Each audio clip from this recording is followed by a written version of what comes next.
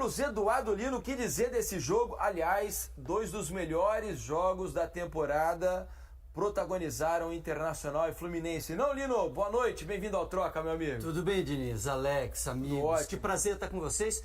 E cara, que jogo difícil que confronto difícil de a gente definir, explicar, cheio de sobe e desce. O Internacional teve o confronto na mão na primeira partida, em especial no primeiro tempo. Nessa partida também no primeiro tempo teve o confronto na mão para decidir.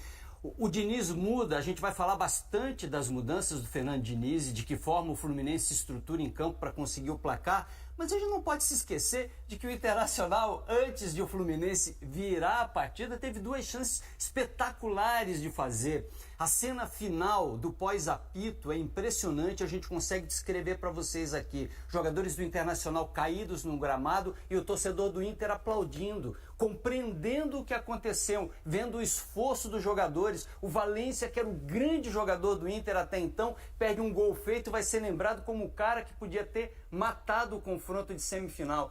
Cara, muita coisa pra gente falar. O futebol é assim, né, Alex? Você que teve a oportunidade de estar dentro do campo, o Valência vai do céu ao inferno, né? Porque poderia ter sido o herói da classificação do Internacional à final da Libertadores, teve duas ótimas oportunidades para fazer o gol, perdeu e o castigo veio logo a seguir, né? Tudo bem, Alex? Boa noite, bem-vindo ao Troca. Boa noite, Felipe, boa noite, Lino, que bom te ter de volta à madrugada. Boa noite a todo mundo que tá em casa. É assim, nem sempre, lógico que as derrotas elas doem pra caramba. Só que um nível desse, naturalmente, uma oportunidade ou outra que você acaba permitindo, principalmente o time do Fluminense e a Inter, o que aconteceu com o Valência, acaba não sendo normal da gente ver.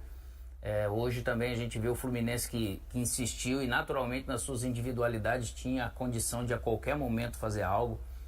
Os jogadores obviamente se dedicaram, acho que fizeram um jogo que é de tensão, da estratégia, o tempo que conseguiram pressionar, que você não consegue fazer isso o jogo todo, mas de repente eu até acredito que o Inter, lógico, porque por causa de ter feito o gol também, começou a marcar um pouco mais atrás, esperando a iniciativa do Fluminense, que também gerou essas oportunidades pro Enner, e alguma outra que acabou não conseguindo dar certo.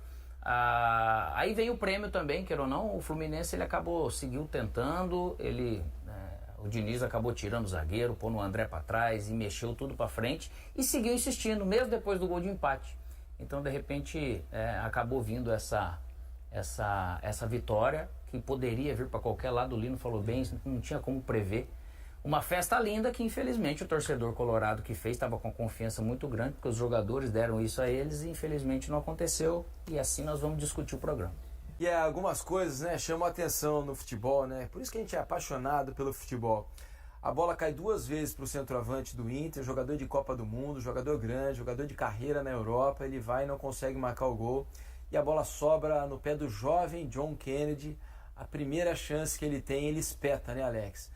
É a vida do jogador, né? E aquele que saiu para poder, né, ele conquistou o lugar, vinha jogando, sendo importante, saiu hoje, de repente, por um desenho, por uma estratégia, e a hora que ele entra, iluminado, é uma das histórias, eu acho que bacana de se contar e de ficar marcada pela essa reviravolta que ele deu na vida dele como pessoa, primeiro de tudo, o que o Fluminense acabou oportunizando ele também, mas ele acabou se oportunizando, então tá aí um prêmio, naturalmente, para ele. A questão das mudanças do Diniz, de pôr até o André para trás, lógico que ele ganha em velocidade para ajudar na questão do contra-ataque com o Enner, que nem ele consegue acompanhar, né? Vem os erros, de repente, do Enner, que ao mesmo tempo... você fala... um belo jogo, né, Alex? Não, e chances claras, assim, né? Ele tem essa frieza, ele nasceu para esses momentos de protagonismo, que acabou não acontecendo. O vilão, de repente, poderia ser o Marcelo ou outro. Vilão, entre aspas, acho que nada condenável, né? E aí, ao mesmo tempo, o jogo ele acaba tendo essa reviravolta, onde, lógico, o lance do Cano para achar o belo movimento do John Kennedy, espetacular. Depois, a finalização dele, naturalmente, você vai tentar procurar algumas coisas, é mérito dele, porque ele pega a parte de fora para dar aquela cavada. E depois o René chega até em tempo na bola, mas com a velocidade que você chega com o pé direito, que não é bom. Que é o melhor. Mas é o que o futebol ele pode te trazer. E desde que você tenha coragem. Porque assim, ó, se a gente for falar assim, o que é o ideal no futebol? É a posse de bola ou é você jogar no contra-ataque? O Inter jogando depois, quando o Inter teve a ação de ir buscar, marcar, encaixar, dificultou totalmente pro Fluminense. Quando ele deu um passo atrás, ficou sob o controle. E ainda assim criou as melhores chances, ou criava as melhores chances, mesmo com o domínio de posse de bola do Fluminense. E aí, naturalmente, os dois lances aonde acaba se fazendo o gol, é praticamente dois lances quase de contra-ataque do Fluminense. Que quando ele teve a posse de bola, ele não conseguia porque o Inter estava bem montado. O Fluminense, quando empata a partida, tinha uma posse de bola superior a 70%, estava na casa de 72%, 73%. Daqui a pouco a gente vai ter os números para confirmar como ficou. Na hora do gol, naquele momento ali no segundo tempo, talvez esse tenha sido o grande descuido. Acabou 62-38. Que finalizou bem alta, e nesse momento, no segundo tempo, passava de 70%. Talvez tenha sido esse. E olha que o Fluminense estava sem o Ganso, né? Que é o símbolo da posse de bola do time. É o cara que vai dar o passe decisivo, é o cara que vai girar. 15, né? Do segundo tempo. Então, era o cara que ia girar com inteligência, que podia fazer a diferença. Estava fazendo a bola rodar. Já sem o Ganso dentro de campo, o Fluminense ainda consegue achar jogo, ainda consegue construir o placar. O erro do Inter talvez tenha sido esse: deixar demais a bola no pé do Fluminense. Acreditar demais que ele pudesse matar num contra-ataque, numa saída, numa bola parada, ter se desgastado muito no primeiro tempo. Isso vai entrar na conta também do Internacional nas duas partidas. Mas até acredito que o time, se a gente for olhar no Maracanã, Lino, ele pressionou por muito mais tempo. Dentro de casa, ele só deu uma baixada na pressão porque ele fez o gol. É porque ele saiu atrás. Se ele não tivesse feito o gol, a energia vem. Ela é muito do psicológico. Isso aí, lembrando do tempo todo que eu fiquei em campo, é impressionante. Você fez o gol, você de certa forma atingiu um objetivo, depois o Inter conseguiu pressionando muito bem no primeiro tempo. O segundo tempo ele não conseguiu pressionar tanto nem no setor a bola. E mesmo assim acabou criando. Mas no primeiro tempo foi impressionante. Você não consegue manter aquele ritmo? Cara, é difícil você falar que não. É o lado emocional de você estar jogando mais uma semifinal. Mas ao mesmo tempo, acho que tudo muito bem pensado. Só que o segundo tempo, você vai dando muito campo para um time como o Fluminense, é natural, cara. Você vai sendo consumido pouco a pouco, porque ele vai ter energia de estar tendo que correr atrás, que parece que o Inter não teria energia por causa de ter pressionado. O Fluminense estava jogando o jogo dele no segundo tempo. O Inter deixou o Fluminense jogar o jogo dele. Aí tudo foi se modificando. E tem uma questão também, né? O Inter fez um primeiro tempo quase perfeito, né? Se a gente for avaliar. Porque o Fluminense não teve absolutamente nenhuma chance praticamente de gol. Acho que a bola mais perigosa foi um chute do Cano de longe. No começo não do jogo. Esteve bem no jogo, assim, a gente falando. Não estava, no primeiro tempo ele não conseguia participar, né? Ele estava errando bastante. Porque o Inter estava marcando muito, então você vai frustrando os caras, é ruim assim. Mas eu acho que também muda demais. E vejam vocês como o Cano é decisivo, né? Mesmo não fazendo uma boa partida até o momento em que ele participa dos 2 gols, aí ele dá um passe pro John Kennedy fazer o gol, né? E depois ele faz o gol. O Cano é o artilheiro da Libertadores, né? O Cano chega a 11 gols na Libertadores, 12 gols na Libertadores em 11 jogos e tem participação de novo fundamental nessa classificação do Fluminense para a final da Libertadores. Jogador de super importante, assim. Tô colocando aqui o campinho do Fluminense, até porque no primeiro tempo o Inter conseguiu neutralizar, que foi muito em cima realmente dos jogadores que iniciam. Mesmo quando o André ele entrava aqui para fazer o terceiro homem aqui ou por fora, Alexander muito bem marcado, André muito bem marcado, o Ener pegava muito bem a questão dos zagueiros e o restante todo muito bem marcado, com o Ganso principalmente. O Johnny e o Arangues pressionando por dentro, muito aquela bem. saída característica do Fluminense. Sem dar realmente espaço, e os 2 zagueiros com o Cano. Daqui a pouco ele começa a pedir pro Arias, né, vir fazer aquela questão de aproximar mais os caras aqui, para trazer mais cara do Inter, e coloca o Marcelo às vezes para estar um cara aqui. Só que aqui daí rodava um pouquinho o Felipe Melo, o Nino vinha aqui, o André podia estar jogando, o Guga ficava aqui um pouco, ou se o Guga estava lá, o André estava meio por trás, né?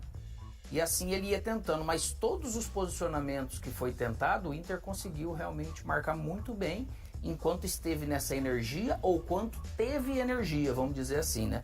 Aí o segundo tempo, naturalmente que acaba saindo aqui o Alexander e vindo o Martinelli. O Martinelli, muitas das vezes, o Felipe Melo também, ele vinha aqui para começar essa jogada com o André, para você ver, né? O peso que tem o André para jogar, o Martinelli ele vinha, iniciava para ficar aqui Ganso, de repente, e acabou saindo. É o Marcelo que tá fora aqui. E acabou vindo também o John Kennedy, né? Pra ficar. E nisso daqui, Martinelli e Ganso vindo fazer a jogada. E aqui o Ganso, ele conseguia, assim, fazer a bola, aquele negócio de vem nele, ele consegue dar prosseguimento na jogada.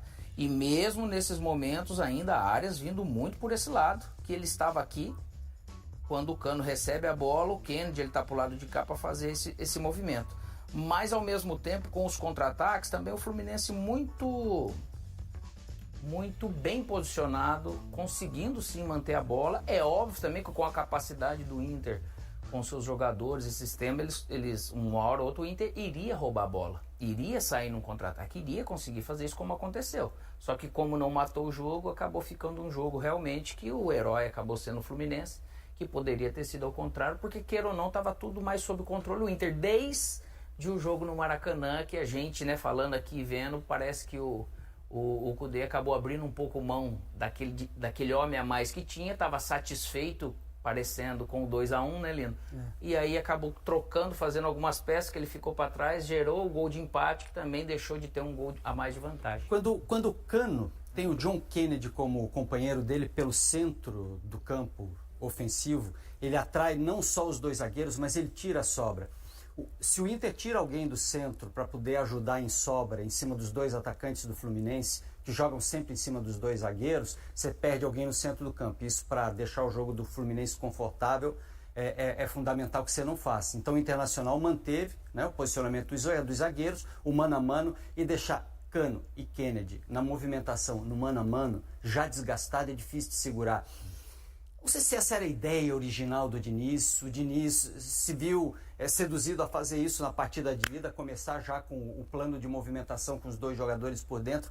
Mas quando Cano e Kennedy começam a se movimentar, o Internacional não acha mais marcação. O Internacional não consegue mais suportar a movimentação dos dois jogadores de frente do Fluminense. Aí acabou. Aí tem uma coisa também, né? Acho que o Kennedy, como ele empurra muito a defesa do Inter para trás, acaba sobrando um pouco mais de espaço ali atrás dos volantes do Internacional, que foi onde o Cano conseguiu trafegar ali para participar dos dois gols também, né? Porque como o John Kennedy ele dá muita opção da profundidade, da bola em profundidade, nas costas da defesa do Internacional, os zagueiros obviamente acabam correndo um pouco para a direção do gol, gerando um espaço que o Fluminense não tinha e não conseguiu ter no primeiro tempo também. Né? Porque o Ganso, ele não ataca. Quando está o Ganso com o Cano apenas na frente dele, ou o Arias ataca esse espaço nas costas do Cano, né? Ou o Keno aparece por ali, mas é raro, porque o Keno normalmente funciona no corredor. Naquele vai e vem. No segundo tempo, o Keno joga muito bem. Os arranques dele, o mano a mano dele. Mas quando você tem um cara mais próximo do Cano, você tira a sobra de zaga. Ao invés do zagueiro, um se aproximar, o outro ficar rodeando o Cano, você tem o Kennedy que está atacando espaço, você tem outro tipo de movimentação, o Cano fica mais confortável dentro de campo. E ao mesmo tempo, ele se encaixa nesses dois zagueiros, os dois, e você perde sobra, né, Felipe? Né, Lino? Normal. Sim, A hora que sai, se você tá jogando só com o Cano, se o Cano sai para flutuar, você pode sair com o zagueiro, que tá invertido, você pode sair com o zagueiro que o outro tá em sobra. Quando sai o Keno, que foi muito bem marcado pelo Malo, muito bem marcado, hoje o Keno realmente não conseguiu fazer alguma coisa, e porque o Hugo Malo, se ele não ia conseguir, se ele estava muito perto do Keno, ele matava a jogada. No segundo tempo, o Keno aparece um pouco mais, porque como sai o Marcelo, ele puxa quase para a linha de 4, ele não chega a ficar por ali o tempo inteiro, porque o balanço de zagueiros e a posse de bola do Fluminense deixa o Fluminense com conforto para poder atuar no campo do Internacional. Mas ele fica com uma faixa de campo maior, o Keno, e aí ele participa mais do jogo. E ele participa mais porque o Inter, a hora que o Inter ia sair pro jogo, na verdade, ele pegava como se fosse num contra-ataque, o Inter perdia a bola, e o Keno acabava sobrando. Aqui nesse posicionamento, quando o Arias vinha, o Inter tinha que fazer isso daqui, ó. E aonde esse outro lado aqui, esse setor, ele acabava de repente ficando. Por isso que o Marcelo ele passou a flutuar, e de certa forma, porque assim, se você troca o jogador, lógico que troca a característica do jogador na função, para quem marca também muda. Como a saída do Keno, e você tem a questão Mesmo com o Keno entrando, o John Kennedy, você tem que marcar um jogador de uma outra característica. E às vezes isso simplesmente você fala, trocou 6 por meia dúzia. Sim. Mas as características mudando, você já pode mudar o jogo, né? Nesse sentido. E o Fluminense, ele acabou realmente tendo efeito nisso daí. Uma dúvida, essa mudança de posição do Marcelo ao longo do jogo, né? E ela não é uma coisa definitiva, ela acontece por momentos, né? Ele vai, dá uma estocada, aparece do lado direito, depois ele volta para a posição dele na lateral esquerda. Vocês acham que isso é uma instrução do Diniz ou ele dá uma certa liberdade para os caras dentro de campo, que o Marcelo talvez enxergue ali essa possibilidade e faça intuitivamente? Ou você acha que é uma coisa orientada? As duas coisas, porque a liberdade ele tem, isso é fato. Pode ser através de um comando dele, falou, precisamos bagunçar o negócio. Aí o Marcelo, ele acaba saindo e ele tendo... Porque não é fácil a recomposição daquele lado ali quando o Marcelo dá essa flutuada. Não é, né? Mas quando o Marcelo sai, naturalmente a posse de bola do Fluminense ela fica boa. E se acaba caindo do lado dele, que ele ajudava na questão da... Muito melhor ele do que o Guga para terminar essas jogadas daquele lado.